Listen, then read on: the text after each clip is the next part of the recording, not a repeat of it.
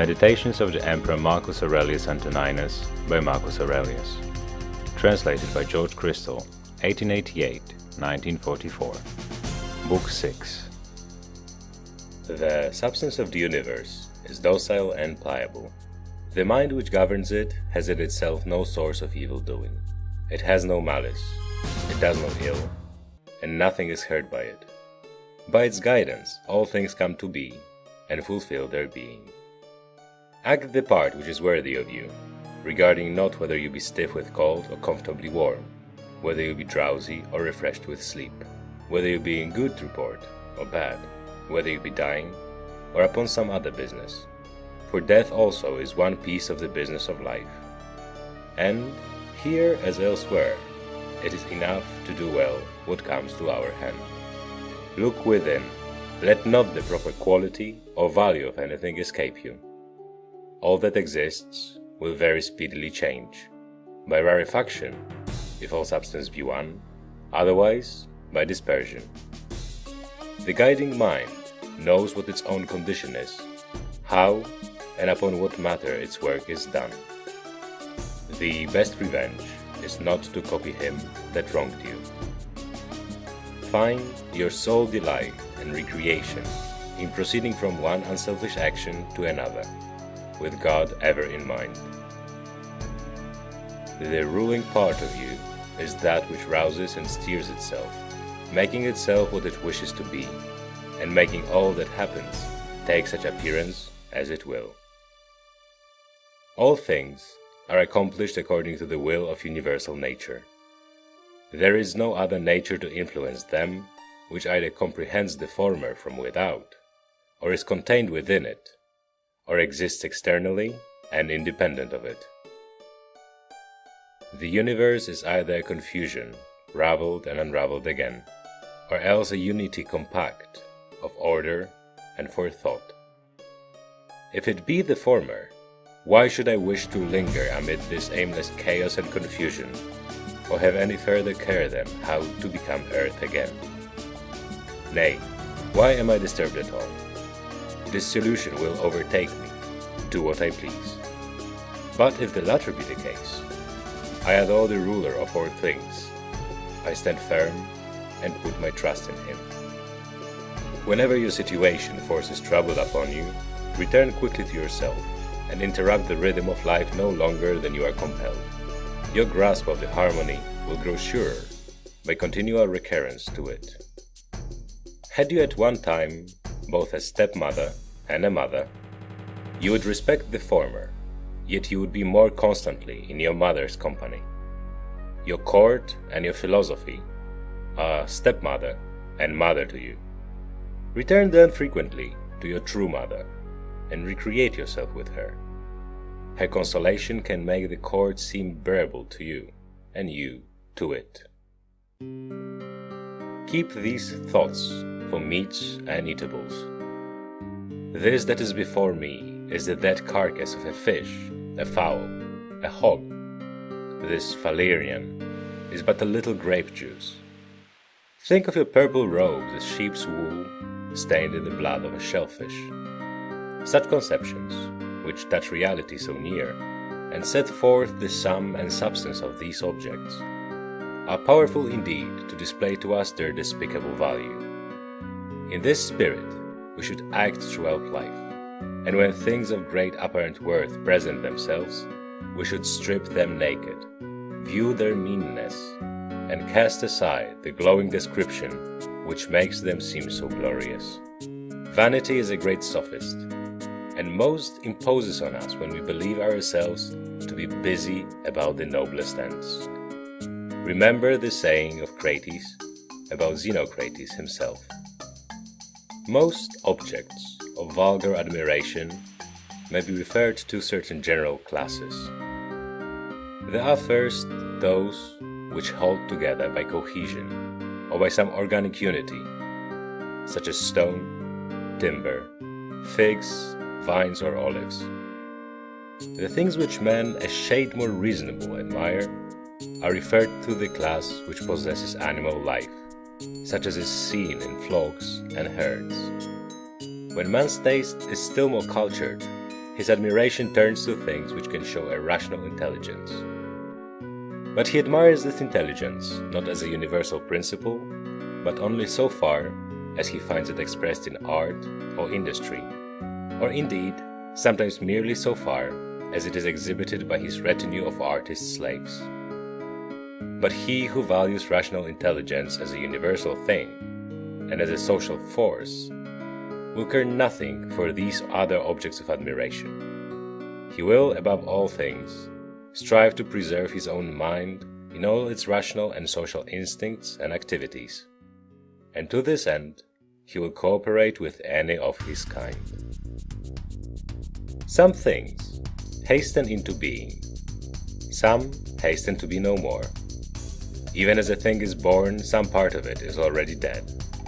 Flux and change are constantly renewing the world, just as the unbroken flow of time ever presents to us some new portion of eternity. In this vast river, on whose bosom there is no tarrying, what is there among the things that sweep by us that is worth the prizing? It is as if a man grew fond of one among a passing flight of sparrows, when already it had vanished from his sight. Our life itself is much like a vapor of the blood, or a drawing in of air.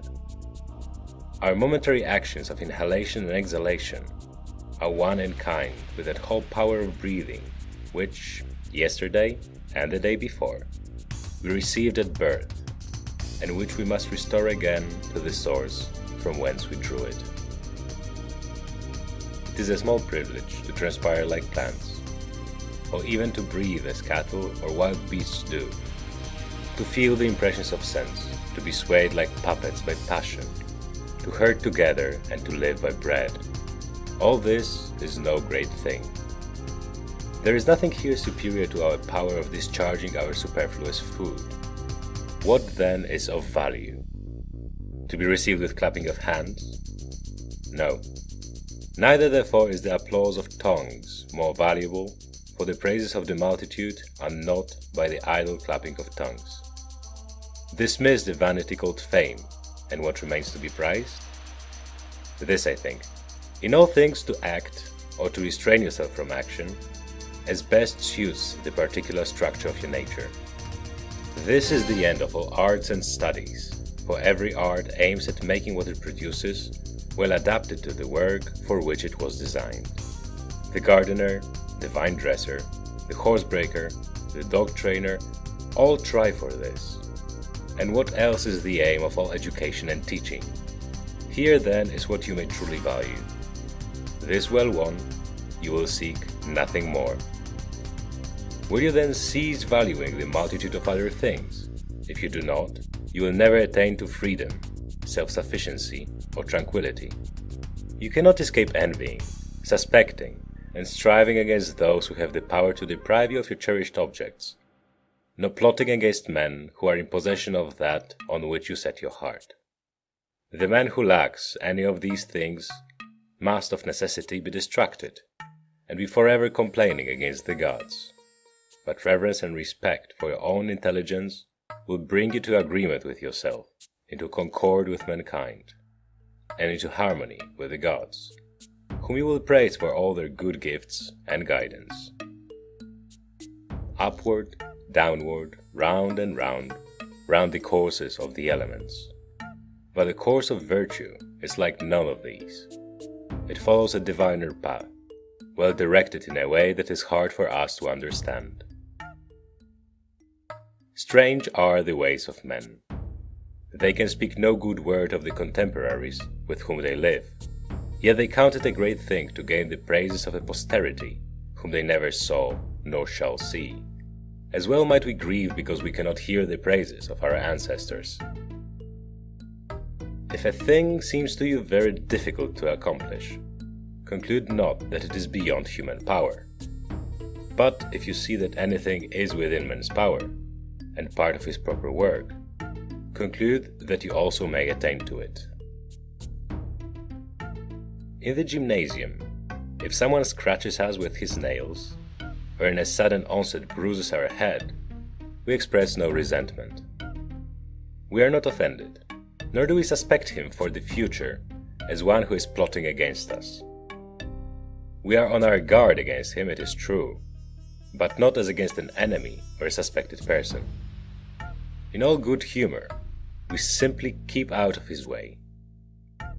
Let us thus behave in other affairs of life, and overlook the many injuries which are done to us, as it were, by our antagonists in the gymnasium of the world. As I said, we may keep out of their way, but without suspicion or hatred. If anyone can convince or show me that I am wrong in thought or deed, I will gladly change. It is truth that I seek, and truth never yet hurt any man. What does hurt is persistence in error or in ignorance. I do my duty, and for the rest am not distracted by anything which is inanimate or irrational, or which has lost or ignores the proper way. Use the brute creation, and also all material things, in the spirit of magnanimity and freedom, which becomes him who has reason in using that which has it not. Towards men who have reason, act in a social spirit. In every business, call the gods to aid thee, nor trouble how long this business shall endure. 3 hours spent therein may suffice you. Alexander of Macedon and his muleteer, when they died, were in a like condition. They were either alike resumed into the seminal source of all things, or alike dispersed among the atoms. Consider all the many things, both physical and spiritual, that are doing within each of us at the very same instant of time, and you will wonder the less at the far greater multitudes of things, even all that is, which exist together in the one and all, which we call the universe.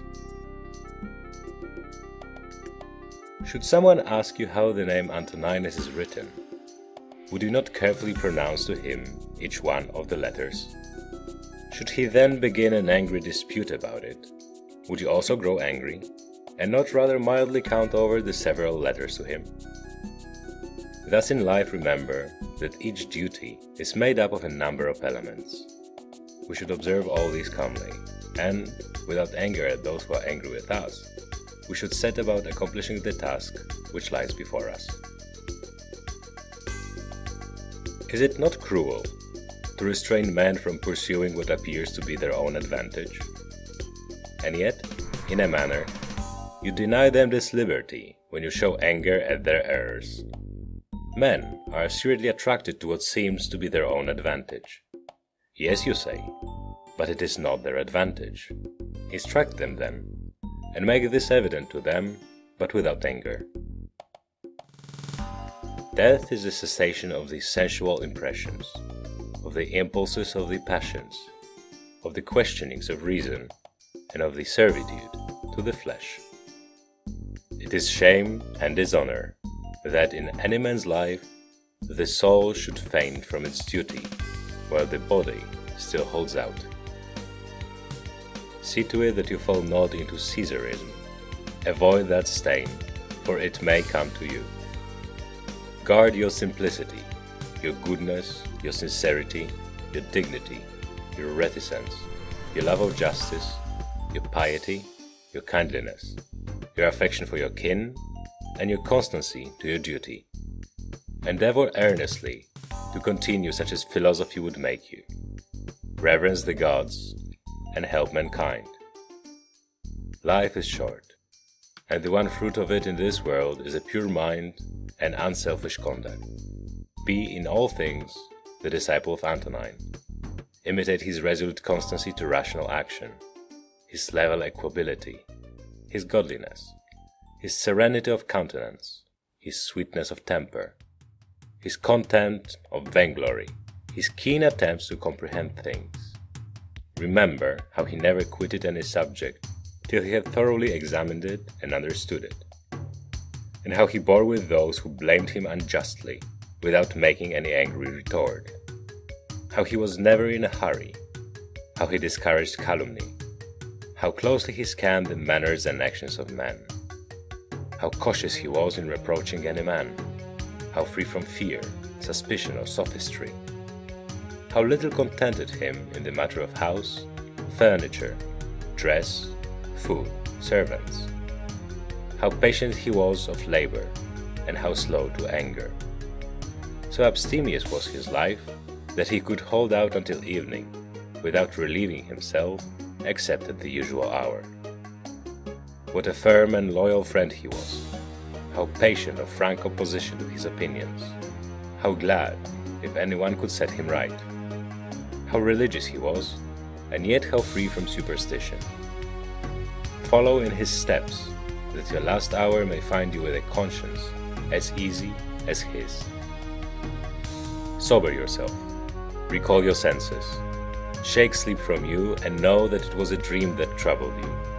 And, now that you are broad awake again, regard the waking world as you did the dream. I am made up of a frail body and a soul. To the body all things are indifferent, because it cannot distinguish them. And to the mind, all things are indifferent also, which arise not from its own activities. All these are indeed in its own power, but it is concerned with only such of them as are present. Its past and future activities are indifferent to it now. No toil for hand or foot is against nature, so long as it is proper for hand or foot to do. No more then is toil contrary to the nature of man as man, so long as he is doing work appointed for a man to do. And if it be not contrary to his nature, it cannot be evil for him. How many are the pleasures that have been enjoyed by robbers, rakes, parricides, and tyrants? Do you not see how common artificers, though they may humor the public to a certain extent, cling to the rules of their art, and cannot endure to depart from them? Is it not grievous, then, that the architect and the physician should show greater respect for the rules of their several professions than man shows for his own reason, which he possesses in common with the gods? Asia and Europe are mere corners of the universe. The whole sea is but a drop, Athos a clod. All the present is but an instant in eternity. All things are small, changeable, and fleeting. Everything proceeds from the universal intelligence, either directly or as a consequence. Thus the jaws of lions, poisons, all evil things such as thorns or mire, are the consequences of the grand and the beautiful. Do not then imagine that they are foreign to that which you revere, but consider well the source of all things. He who has seen the present has seen all that either has been from all eternity or will be to all eternity, for all things are alike in kind and form. Consider frequently the connection of all things in the universe and their relation to each other. All things are in a manner intermingled with one another, and are therefore mutually friendly. For one thing comes in due order after another, by virtue of local movements, and of the harmony and unity of the whole. Adapt yourself to the things which your destiny has given you. Love those with whom it is your lot to live, and love them with sincere affection. A tool, an instrument, a utensil, is in good case when it is fit for its proper work, yet its maker remains not by it. But within the organisms of nature there remains and resides the power which made them. You ought therefore to reverence this power the more, believing that if you act in deference to its will, all will happen to you in reason, for so in reason the universe ranges all. Whenever we imagine that anything which lies not in our power is good or evil for us, if the evil befall us, or if we miss the good, we inevitably blame the gods, and hate the men who are, or whom we suspect to be, the cause of our disaster or our loss. Our solicitude about such things leads to much injustice. But if we judge only the things that are in our power to be good or evil, there is no reason left for accusing the gods or for hating men.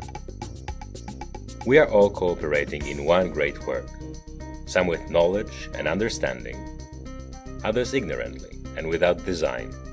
It is in this sense, I think, that Heraclitus says that men are working even while they sleep, working together in all that is being done in the universe.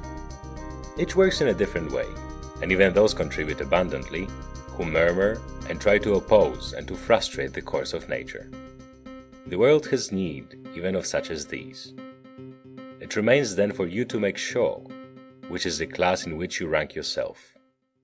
The presiding mind will assuredly use you to good purpose one way or another, and will enlist you among its laborers and fellow workers. But see to it that the part that falls to you lie not in the vulgar comic passage of the play, of which Chrysippus has spoken. Does the sun pretend to perform the work of the rain, or Aesculapius that of Ceres? What of the several stars? Are they not different, yet all jointly working for the same end? If the gods took counsel about me, and what should befall me, doubtless then counsel was good. It is difficult to imagine gods wanting in forethought, and what could move them to do me wilful harm? What advantage would thence accrue, either to themselves or to the universe, which is their special care? If they have not taken counsel about me in particular, they certainly have done so about the common interests of the universe, and I therefore should accept cheerfully and contentedly the fate which is the outcome of their ordinance. If indeed they take no counsel about anything, which it were impious to believe, then let us quit our sacrifices, our prayers, and our oaths, and all acts of devotion which we now perform, as if they lived and moved amongst us. But granting that the gods take no thought for my affairs, I am still deliberate about myself. It is my business to consider my own interest. Now, each man's interest is that which agrees with the structure of his nature, and my nature is rational and social. As Antoninus, my city and my country is Rome. As a human being, it is the world. That alone, then, which profits these two cities can profit me. All that happens to the individual is of profit to the whole. This would suffice. But if you consider closely, you will see that it is also a general truth that all that happens to one man is of profit to the rest of mankind. Profit here should be taken in a somewhat general sense, as referring to things indifferent.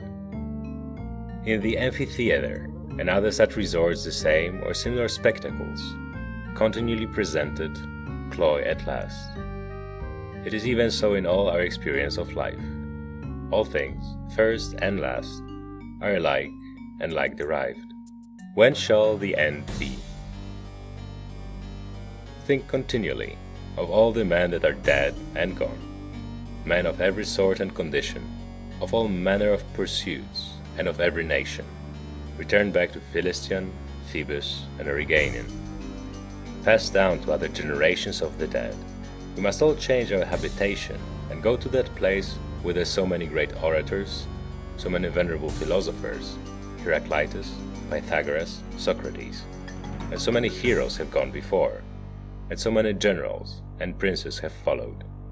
Add to these Eudoxus, Hipparchus, Archimedes, and other keen, great, laborious, cunning, and arrogant spirits, yea, such as have wittily derided this fading mortal life, which is but for a day, as did Menippus and his brethren. Consider that all these are long since in their graves, and wherein here is the harm for them, or even for men whose names are not remembered. The one precious thing in life is to spend it in a steady course of truth and justice, with kindliness, even for the false and the unjust. When you would cheer your heart, consider the several excellencies of those that live around you. Consider the activity of one, the modesty of another, the generosity of a third, and the other virtues of the rest. Nothing rejoices the heart so much as instances, the more the better, of goodness manifested in the characters of those around us. Let us therefore have such instances ever present for reflection. Are you grieved that you weigh only these few pounds and not 300? If not, is there greater reason to sorrow if you live only so many years and no longer? You are satisfied with your allotted quantity of matter. Content yourself then likewise with the span of time appointed you. Try to persuade men to agree with you, but whether they agree or not, pursue the course you have marked out when the principle of justice point that way. Should one oppose you by force, act with resignation, and show not that you are hurt. Use the obstruction for the exercise of some other virtue, and remember that your purpose involved the reservation that you are not to aim at impossibilities. What after all was your aim? To make some good effort, such as this. Well then you have succeeded, even though your first purpose be not accomplished. The vainglorious man places his happiness in the actions of others. The sensualist finds it in his own sensations. The wise man realizes it in his own word. You have it in your power to form no opinion about this or that, and so to have peace of mind. Things material have no power to form our opinions for us. Accustom yourself to attend closely to what is said by others, and as far as possible to penetrate into the mind of the speaker. What profits not the swarm, profits not the bee.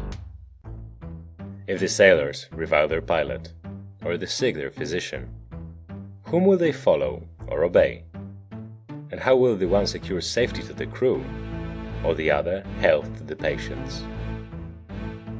How many who entered the world with me are already departed? To the jaundiced, honey seems bitter, and water is a thing of dread to those bitten by mad dogs.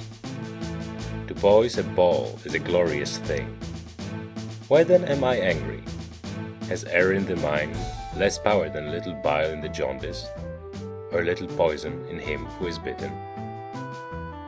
No man can prevent you from living according to the plan of your nature, and nothing can befall you which is contrary to the plan of the nature of the universe. Consider what men are, whom they seek to please, what they expect to gain, and how they go about to compass their ends.